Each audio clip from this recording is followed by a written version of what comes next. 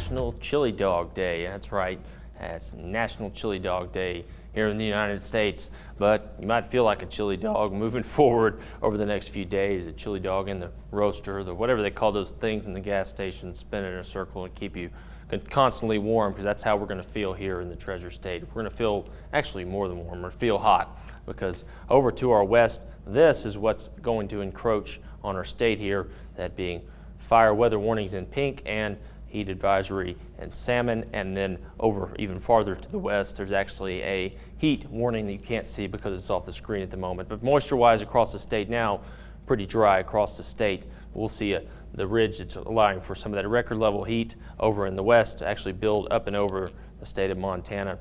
Here's a little bit wider look with some fires burning down to our southwest. Of course, the fire in Salmon, Idaho, rather, and the moose fire has been burning pretty consistently over the past few weeks, really chomping up some land space as we move forward. But speaking of fires, take a closer look here at some of the fires we do have here closer to home. One in Cascade County, the Pruitt Creek fire down to the south of Great Falls.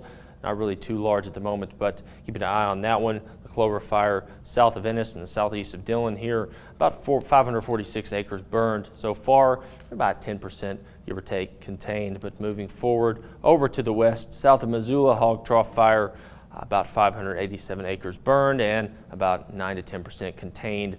And as we move along down to the south, this is the big dog, the clubhouse leader at the moment. The moose fire down in Salmon, Idaho continues to burn. Look at the acreage already consumed here, almost 40,000 acres and about 15% containment here down to our southwestern border, actually pushing quite a bit of smoke up towards the state. Across the country today, we are seeing some showers towards the center portion of the country and some monsoon moisture over the past few hours over the southwestern part of the country. But as we move forward here in the Treasure State, moisture not really going to be that much of a concern. Here's some flash flood warnings down into the southwestern part of the country. But moving forward here in the Treasure State, you already know what time it is. A tradition here on Daybreak, as it's sunny days on the 7-day forecast. About 4 to 5 in a row, we'll see prevalent sunshine over the 7-day forecast. So strap up your sunglasses, and even more so than these, definitely going to need that sunscreen moving forward if you're going to be outside. Sunscreen and your water bottle, because it's going to be hot and not much relief from cloud cover over to the eastern side of the state.